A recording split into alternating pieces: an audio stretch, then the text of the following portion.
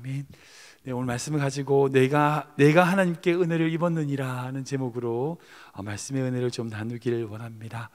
저희가 이제 매주마다 말씀으로 제가 미리 말씀을 나눠드리잖아요. 제가 지난주 주보에 실어드린 누가복음의 본문이 바로 26절부터 56절까지의 본문이었습니다. 그 본문 중에 체계적 읽기로 좀 우리가 문단 나눈 게 있잖아요. 그 문단 나누기로 좀 체계적 읽기로 구성을 해보면 크게 그 문장이 세 문단이 구성된 것 같습니다.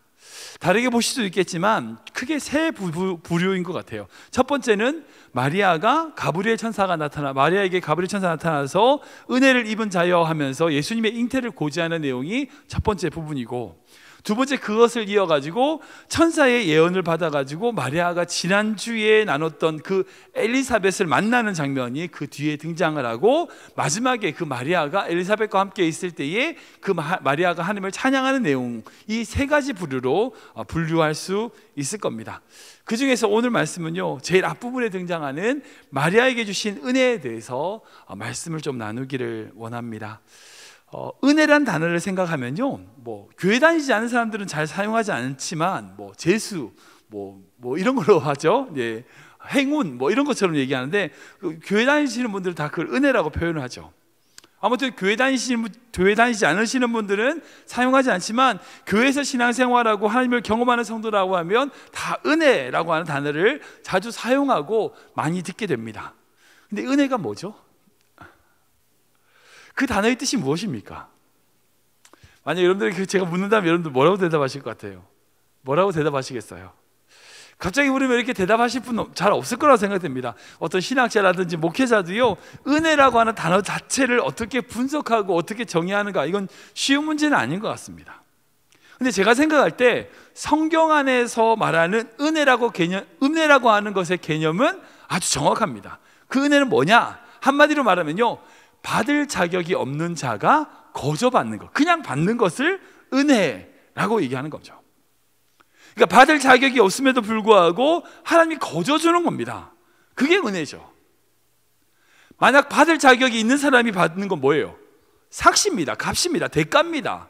그러니까 내가 무슨 일을 하고 그 일을 한 만큼의 대가를 받는 거죠. 그러니까 내가 어떤 일을 하지 않았으면 그냥 그게 받는 게 은혜인데, 내가 그 일을 하고 받는 거는 대가입니다. 삭시입니다.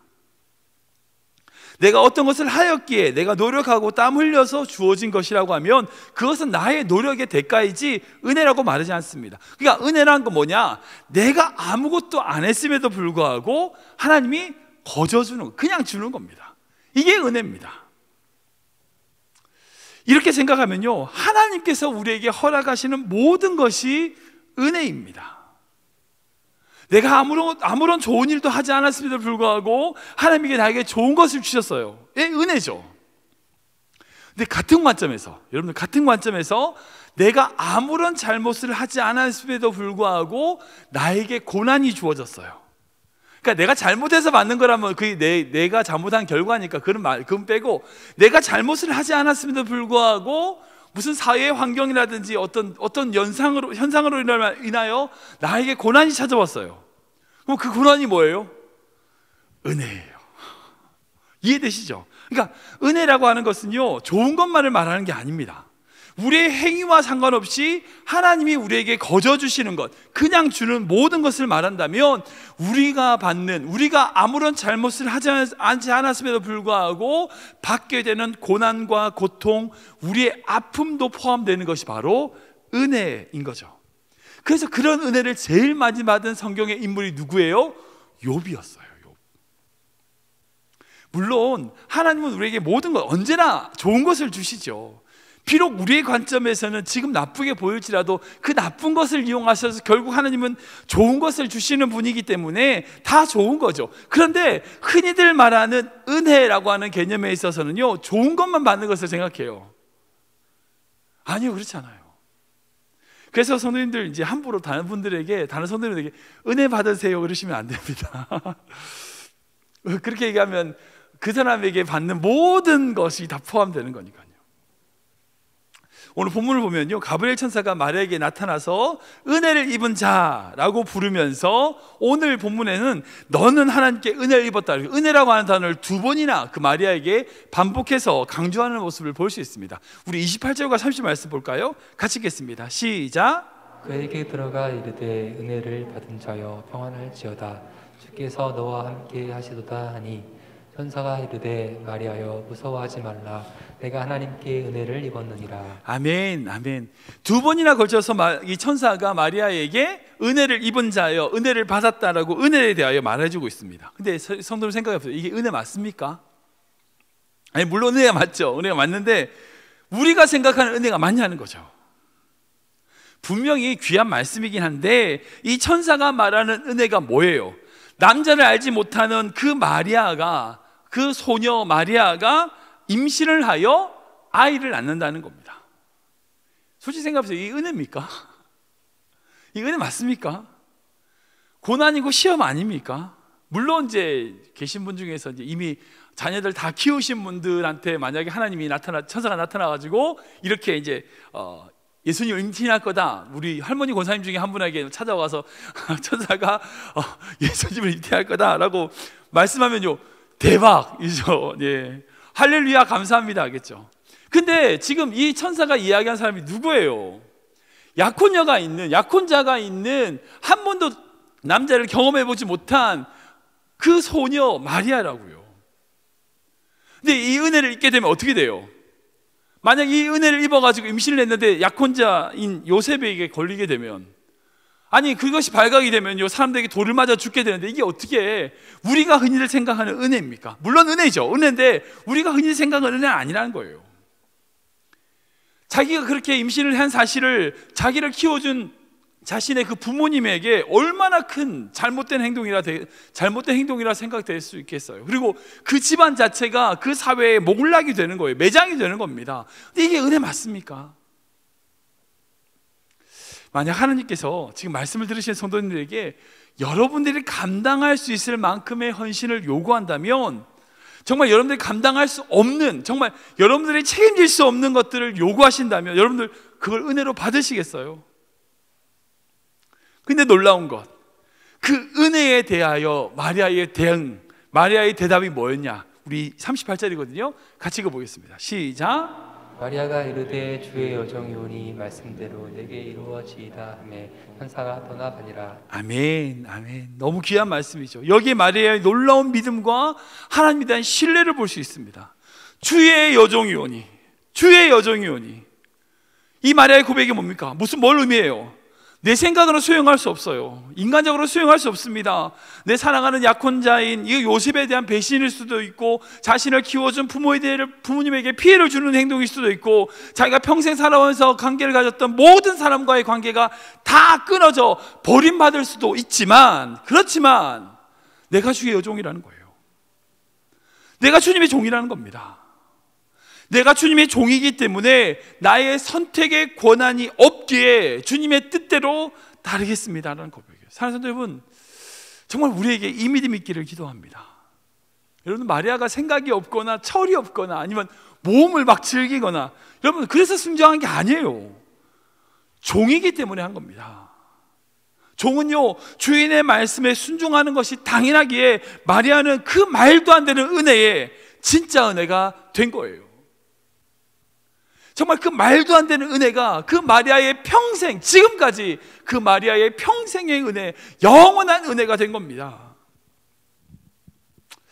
오늘 이 말씀을 가지고요, 마리아에게 주어진 이 말도 안 되는 은혜가 진짜 은혜가 된 그것을 한번 살펴보면서 우리 또한 그런 믿음을 좀 가지기를 원합니다. 첫 번째로, 마리아가 그 말도 안 되는 은혜가 진짜 은혜가 된 이유가 뭐냐? 바로 마리아에게 말씀이 들려졌기 때문이라는 거예요.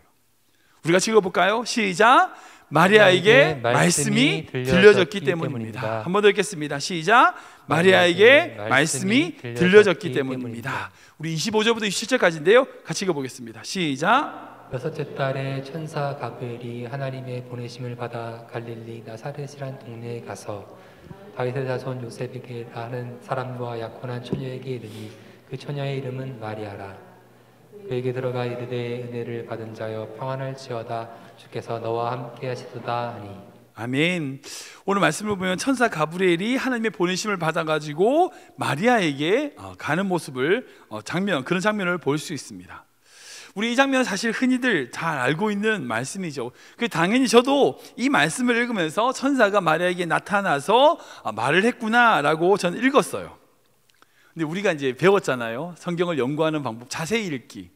처음에는 체계적 읽기, 두 번째는 꼼꼼히 읽기, 세 번째 낯설게 읽기, 네 번째 적용적 읽기인데 제가 여기서 낯설게 읽기로 하나 찾은 게 있어요. 낯설게 읽어보면서 단어 하나가 딱 들어왔어요. 무슨 단어냐면 들어가라는 단어예요.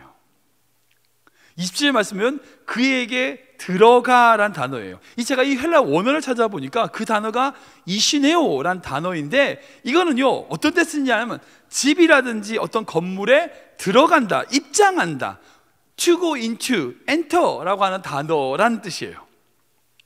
그러니까 여기서 띄워놓으시겠어요? 그에게 들어가라고 하는 것이, 그러니까 이렇게 표현하지 않았어요. 천사가 마리아에게 나타나 이르되 이러지 않았어요.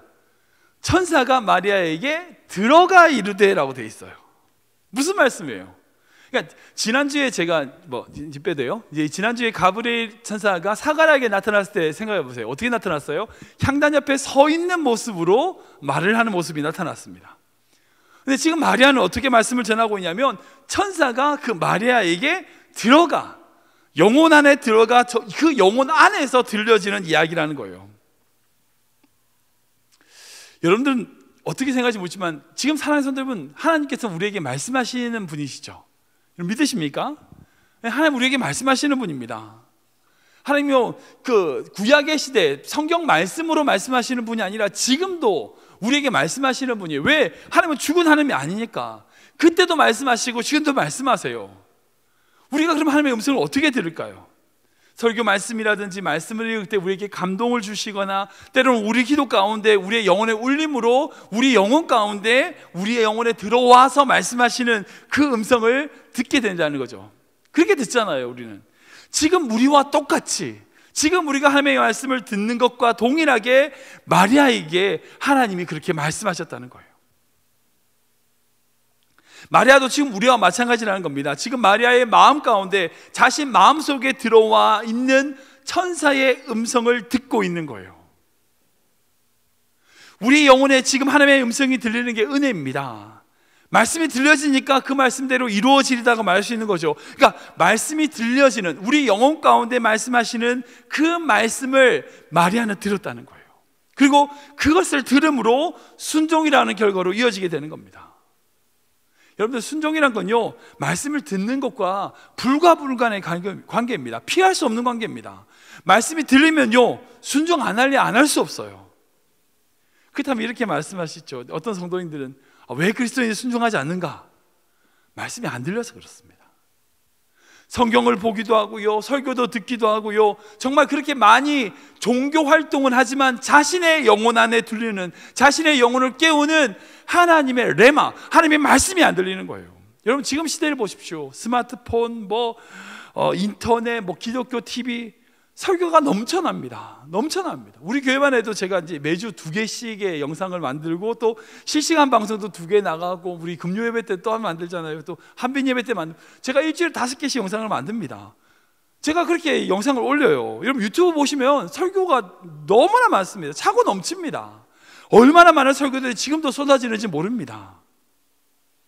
옛날에는 하나님의 말씀을, 하나님 목사님의 말씀을 들으려고 해도 듣지 못한 시대라면 지금은 넘쳐나는 시대예요. 그런데 홍수 때 마실 물 없다고, 말씀은, 설교 말씀은 넘쳐나는 것 같은데 정말 하나님의 말씀을 자기가 듣지 못하는 거예요.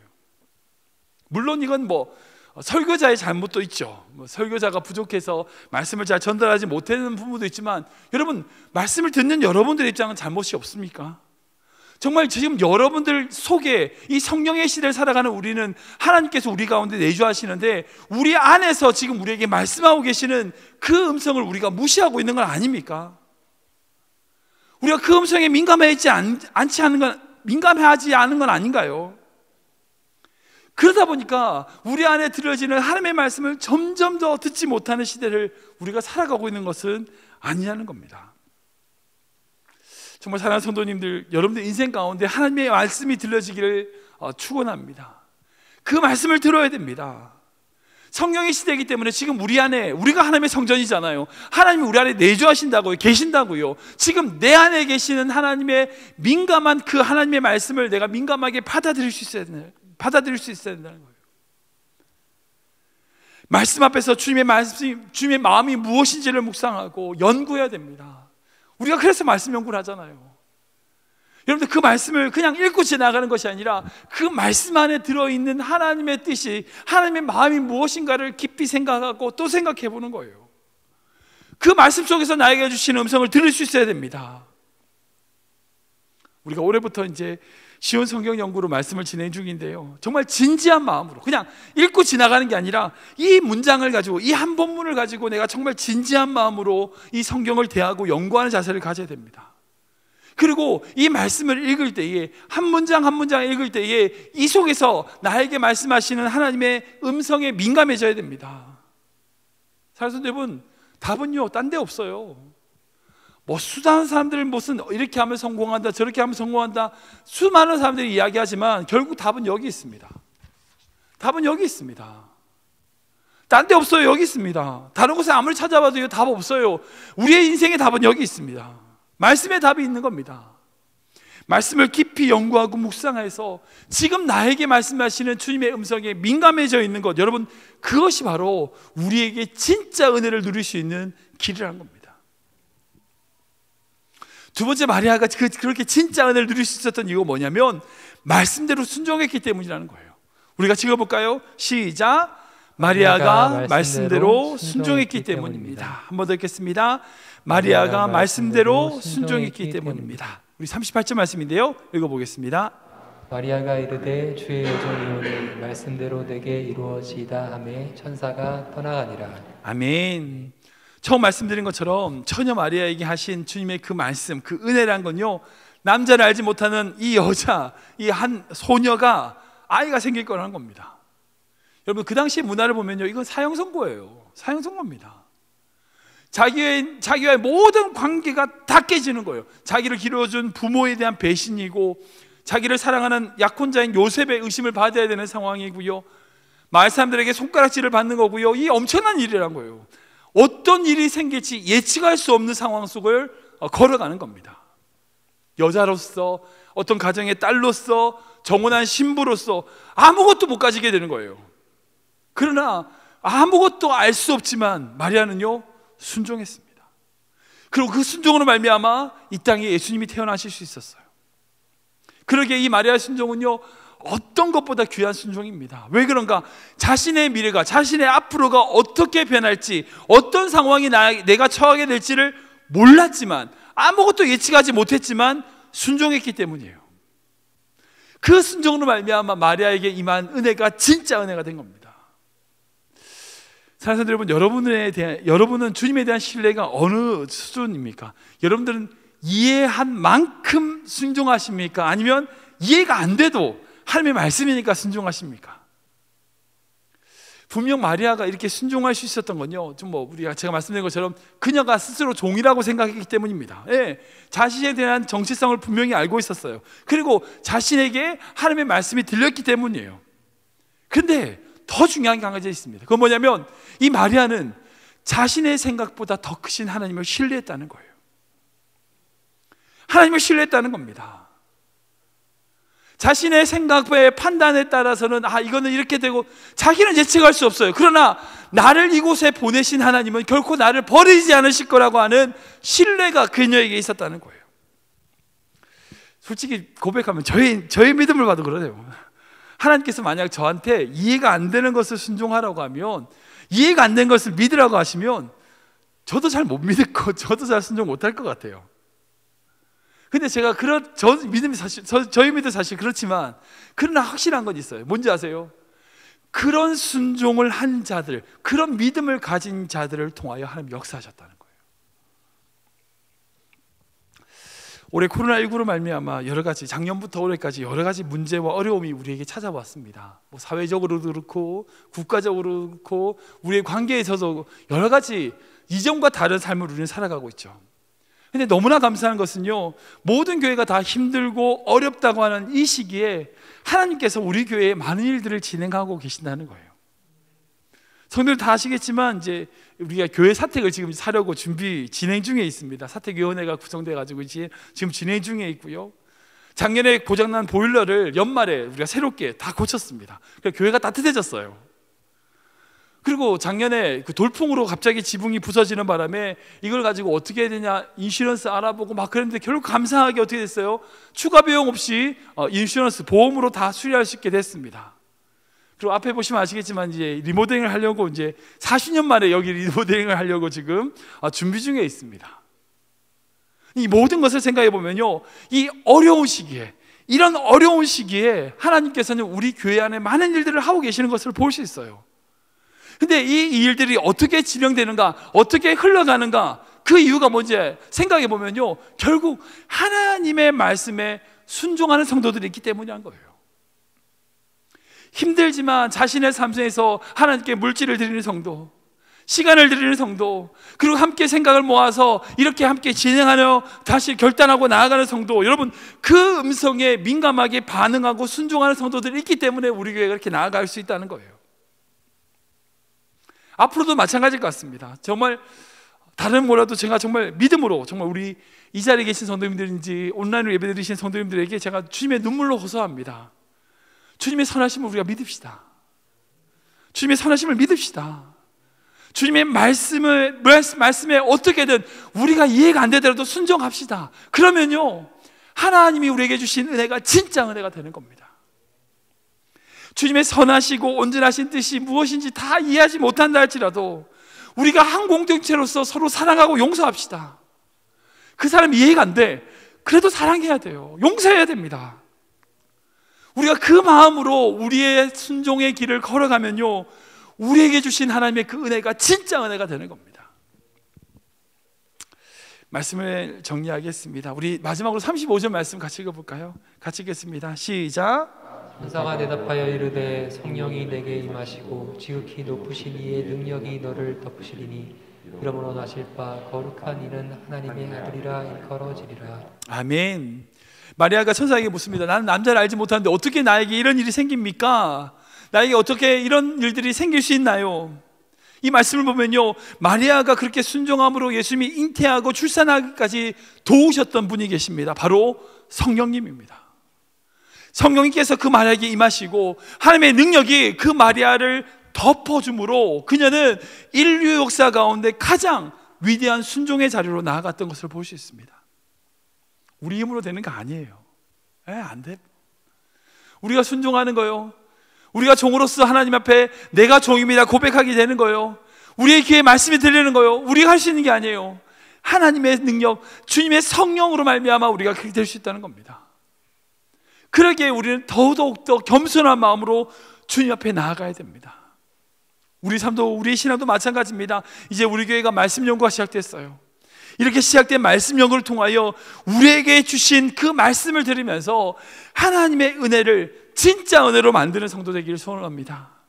그리고 하나님의 종임을 자각하여 자신의 삶을 온전히 드리는, 그러므로 순종하는 성도 되기를 축원합니다. 이제 시작된 거예요. 이렇게 시작된 주님의 은혜가 우리 삶에 전적으로 온전하게 새롭게 되어지는 귀한 은혜가 되시길 주님의 이름으로 축원합니다. 아멘. 우리 함께 찬양하기 원하는데요, 모르신 찬양일 수 있지만 시작된 내란 찬양이거든요. 주님의 은혜가 바로 이 시간 우리 가운데 시작된 줄 믿습니다. 주보의 찬양이 있습니다. 함께 보시면서 함께 고백하며 나아가기 원합니다.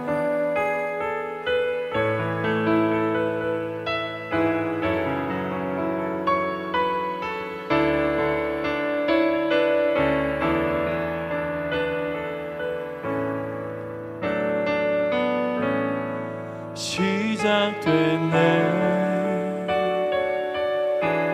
우리 주님의 능력이 나의 삶을 다스리고 새롭게 하네. 자유하네. 죄와 사망으로부터 나의 삶은 변하구나. 충만하네. 처음부터 고백합니다. 시작됐네.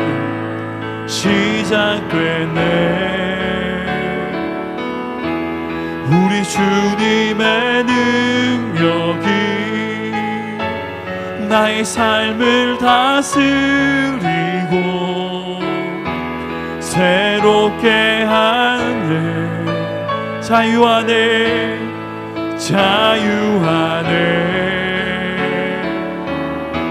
죄와 사망으로부터 나의 삶은 변하구나. 충만하네. 아멘. 은혜로다. 주의 은혜 한량없는 주의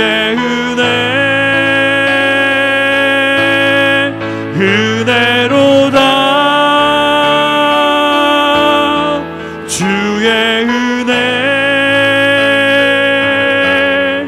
변함없는 신실하신 주의 은혜. 주의 은혜 은혜로다.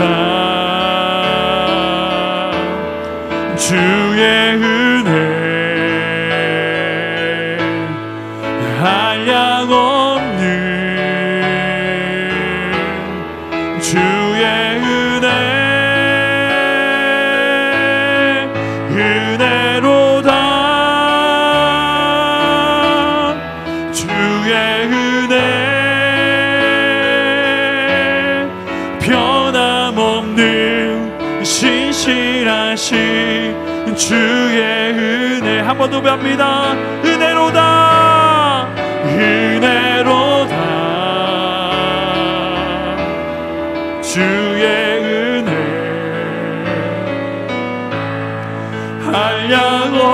한량없는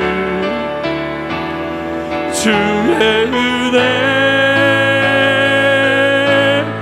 은혜로다. 주의 은혜 변함없는 신실하신 주의 은혜 변함없는 신실하신 주의 은혜. 우리 한번 기도하기 원합니다. 기도하실 때에 하나님, 오늘 본문에 나왔던 그 마리아와처럼 우리가 먼저 주님의 종임을 깨닫게 하여 주시옵소서. 털려지 않게 하여 주시옵소서. 하나님, 나는 주님의 종입니다 라고 고백하는 자 되게 하여 주시옵소서. 그리고 또한 주님의 말씀이 우리 인생 가운데 들려지게 하여 주시옵소서. 그리고 나아가 그 말씀에 순종함으로 우리에게 임한 은혜가 진짜 은혜가 되는 그런 삶 살게 하여 주시옵소서. 함께 기도하며 나가도록 하겠습니다. 하나님 감사합니다. 주님의 은혜와 사랑을 찬양합니다. 우리를 향한 주의 놀라운 은혜와 변함없어 신실하신 그 놀라운 은혜를 찬양합니다. 우리 인생 가운데 가신 주의 그 모든 은혜를 진짜 은혜로 바꿀 수 있는 그 약한 손들이 서줄 수 있도록 우리 하나님 함께 하여 주시고 동의하여 주시옵소서.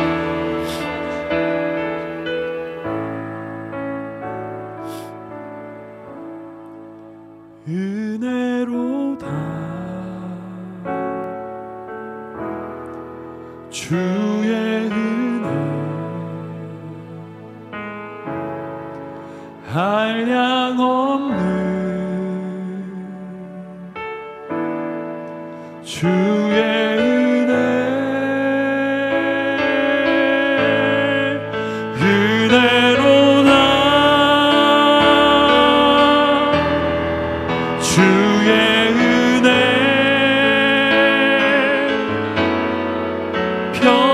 변함없는 신실하신 주의 은혜. 사랑의 주님, 정말 마리아가 자신의 삶을 온전히 주님께 드림으로 예수님이 이 땅에 오시는 놀라운 은혜를 경험한 것처럼 우리 간 성도들도 주님께 온전히 자신의 삶을 드려 주님이 이루고자 하시는 뜻을 이루어내는 성도들 되게 하여 주시옵소서. 특별히 우리에게 말씀이 들려지는 은혜를 허락하여 주시고, 그리고 또한 말씀대로 순종함으로 우리에게 주신 모든 상황을, 그 은혜를 진짜 은혜로 변화시켜 승리하는 성도들 되게 하여 주시옵소서. 또한 우리 교회를 위해서 기도합니다. 52년 전 이 땅에 세우신 하나님의 뜻을 이루어내는 교회 되게 하시고, 우리 교회가 이 그 뜻을 이루는 믿음의 공동체로 나아가게 하여 주시옵소서. 어떤 어려움과 고난이 온다 할지라도 우리에게 주신 그 은혜를 누리는 믿음의 공동체 되게 하여 주시옵소서. 예수님의 이름으로 기도하옵나이다. 아멘.